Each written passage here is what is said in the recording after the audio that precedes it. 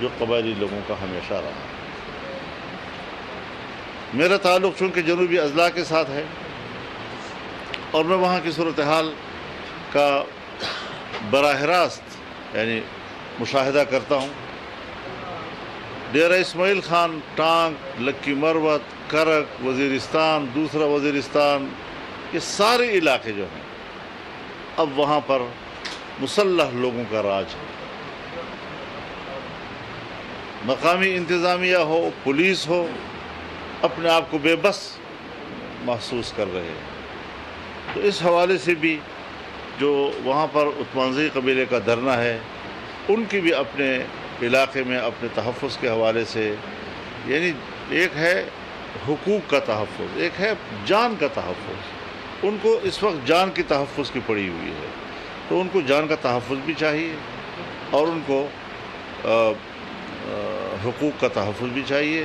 اس حوالے سے انشاءاللہ اسی ہفتے کے اندر میں خود بذات خود وزیر اعظم سے انشاءاللہ ملاقات بھی کروں گا، اور اس حوالے سے جو مجھے براہ راست لوگوں کی طرف سے رپورٹس مل رہی ہیں، اس پر سنجیدگی کے ساتھ غور کر کے علاقے کو امن دینے کے لیے سوچا جائے گا کہ اس کے روٹس کیا ہیں، روٹس کا تعین کرنا ہوگا۔ تو ہمارے جو قبائلی نوجوان ہیں، جس نوجوان کو یہ امید دلائی گئی کہ انضمام ہوگا اور آپ سیٹل ایریا کے برابر کے لیول پہ آ جائیں گے، آپ کی تعلیم، آپ کا معیار زندگی، آپ مقابلے کے امتحان میں اس کے برابر آ جائیں گے، صورتحال تو اس سے زیادہ خراب ہو گئی ہے۔ اس وقت ہمارا جو قبائلی نوجوان ہے وہ سب سے زیادہ اپنے آنے والے مستقبل کے لیے مضطرب ہے۔ حالانکہ ہم تو اس وقت چیخ رہے تھے کہ جو کچھ ہو رہا ہے غلط ہو رہا ہے، لیکن ہر طرف سے ایک کر لیا گیا کہ بھئی یہ بہت ضروری ہے۔ قبائلی جرگہ بیٹھا یہاں پر اور تقریباً 5-6 سال تک یہاں پر اس قبائلی جرگے کے اجلاس ہوتے رہے اور وہ ایک موقف دیتا رہا، لیکن کسی میں ہمت نہ ہوئی کہ وہ اس جرگے کی بھی بات سنے۔ اسلام آباد میں کنونشن سینٹر کے اندر تمام سیاسی پارٹیوں اور قائدین، تمام مذہبی پارٹیاں، قوم پرست جماعتیں، ہر طرف سے لوگ اکٹھے کیے گئے اور انہوں نے ان سے ملاقات کی اور اپنا موقف لیا۔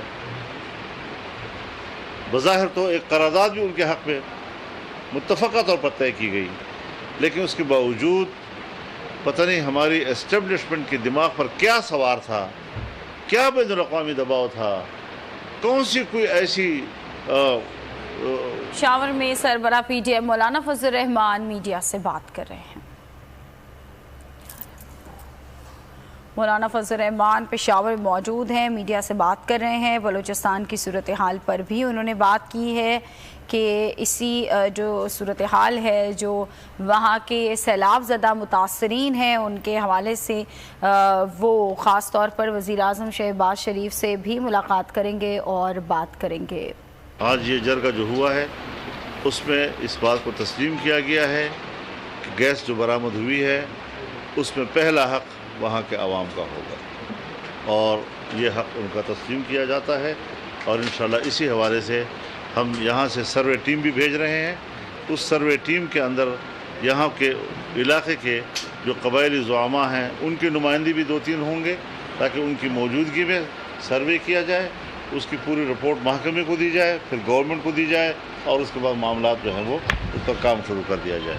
تو یہ کچھ گزارشات آج اس میٹنگ کے حوالے سے تھی جو میں نے آپ کے ساتھ شیئر کی ہیں۔ اگر کوئی کویسچن ہو تو پھر آپ آپ نے بات کی، کیا صوبائی حکومت ہمارے ڈیولپمنٹ کے پیسے کسی کو بتے پہ دیتے ہیں؟ جی ہاں، اس طرح بھی شکایتیں ہیں۔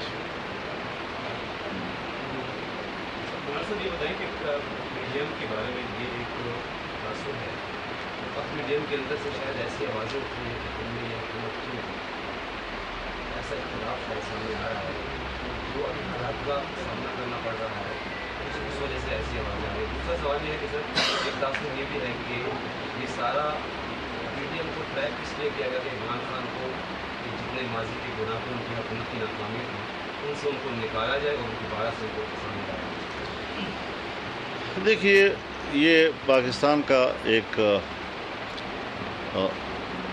اوپن پولیٹیکل ایریا ہے. یہاں پر سب کچھ کہا جاتا ہے اور کہا جا سکتا ہے، کہنے دیا جائے، کوئی پابندی تو نہیں ہے. سوشل میڈیا ہے جی. جہاں تک آپ کے سوال کا پہلا حصہ ہے کہ پی ڈی ایم کے اندر سے اس قسم کی باتیں آ رہی ہیں، میرے خیال میں اس کو ہمیں ذرا تھوڑا سا سمجھ لینا چاہیے.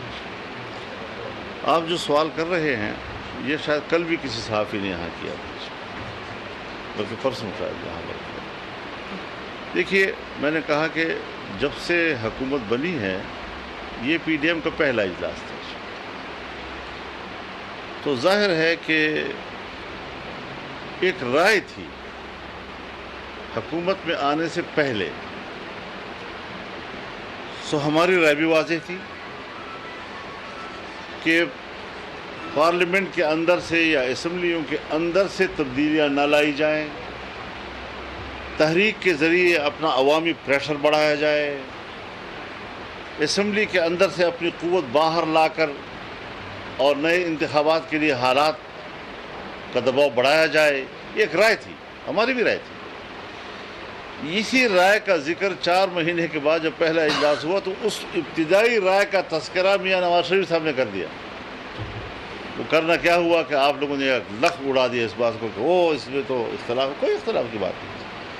بات یہ ہے کہ جب آخری فیصلہ ہو رہا تھا، جو میں اناؤنس کر رہا تھا، تو اس آخری الفاظ کو طے کرنے میں میاں نواز شریف صاحب زوم پر موجود تھے، اور ان کے اتفاق رائے سے وہ بیان تیار ہوا اور اس بیان کو ہم نے پبلک کے سامنے رکھا. تو اس میں کیا تھا؟ اس میں تو یہی تھا کہ حکومت ٹائم پورا کرے گی، الیکشن اپنے وقت پر ہوں گے. جو ایک چیز ایک دفعہ طے ہو جاتی ہے، اب کسی کی ایک رائے اگر ایک وقت ہے تو اس نے دوستوں کے لیے چھوڑ دی نا. تو مشورے کا تو یہ برکت ہوتی ہے نا کہ آپ کی ایک رائے ہے، آپ نے دیانتدارانہ طور پر وہ رائے پیش کر دی. اگر دوستوں نے اس سے اتفاق نہیں کیا تو پھر جو اکثریت کی رائے ہوتی ہے وہ قبول کی جاتی ہے. تو اس قسم کی چیزوں کو اختلاف کا نام دینا، اس قسم کی چیزوں کو یہ کہہ دینا کہ یہ تو ٹریپ ہو گئے ہیں، اس قسم کی چیزوں کو یہ کہہ دینا کہ جی وہ تو اس کا بیانیہ چونکہ تباہ ہو چکا تھا، دوبارہ اس کے بیانیے کو زندہ کرنا. بابا، یہ جو کچھ ہماری حکومت ہو رہا ہے یہ بھی اسی کے بیانیے کا نتیجہ ہے. کچھ تھوڑا سا ذرا اپنے عقل سے بھی کام لینا چاہیے. جس دلدل میں اس نے ہمیں پھنسایا ہے اس سے نکلنا آسان کام نہیں ہے. ایسے معاہدے کیے ہیں. میں آپ کو پی ٹی آئی کے لوگوں کے اور ذمہ دار لوگوں کے وہ انٹرویو دکھا سکتا ہوں، وہ تقریر دکھا سکتا ہوں کہ ہم نے تو ملک کو بیچ دیا ہے. ہم نے تو آئی ایم ایف کو اپنا ملک جو ہے وہ گروی رکھ کے دے دیا ہے، انگوٹھے لگا لیے ہیں ہم سے. یہ ساری باتیں ان کی ہیں اور ان کے آخری دنوں کی ہیں. اور میں یہ کہتا ہوں، یہ ان کی باتیں ہیں. میں یہ کہتا ہوں کہ اگر اس وقت ان سے حکومت نہ لی جاتی تو آج آپ کا ملک ٹکڑے ٹکڑے ہو جاتا. منصوبہ اس پہ چل رہا تھا. معاشی لحاظ سے آپ کی معیشت کے لیے ہم ایک نئی بنیادیں تلاش کر رہے تھے، پلرز تلاش کر رہے تھے کہ ہماری معیشت کے پلرز کیا ہونے چاہیے. سو پرانے پلرز تو امریکہ، ورلڈ بینک، وہ ساری چیزیں تھیں اور ابھی بھی ہیں. لیکن کیا آئندہ مستقبل کے لیے ہم نے اس کے لیے کوئی نئے پلر تلاش کرنے ہیں یا نہیں؟ سو اس کے لیے پہلا قدم جو ہمارا تھا وہ چائنا کی انویسٹمنٹ اور یہ سی پیک. سی پیک سڑک کا نام نہیں ہے. سی پیک ایک پیکج ہے جس میں سڑک بھی ہے، جس میں ریلوے لائن بھی تھی، جس کے اندر پاور سیکٹر میں بڑھوتری، بجلی کی پیداوار میں اضافہ. پھر ظاہر ہے جب بجلی کی پیداوار میں اضافہ ہوگا اور یہاں صوبہ خیبر پختونخوا میں آپ کی جو ٹرانسمیشن لائن ہے، اس ٹرانسمیشن لائن میں صرف 1700 میگا واٹ بجلی اٹھانے کی طاقت ہے. تو اگر آپ کو نئے صنعتی علاقے قائم کرنے ہیں اور اس کے ساتھ جو اکنامک ہبس ہیں وہ آپ نے بنانے ہیں، تو اس کے لیے آپ کو بجلی اور گیس بھی چاہیے نا. تو گیس کا منصوبہ اس کے ساتھ تھا، بجلی کا منصوبہ اس کے ساتھ تھا، اور اگر 17,000 تک آپ نے لے جانا ہے بجلی کی کھپت کو تو آپ کو ٹرانسمیشن لائن بھی تبدیل کرنی ہوگی. تو جو نئے پلرز ہم بنا رہے تھے اس پلرز کو اس حکومت نے گرا دیا ہے.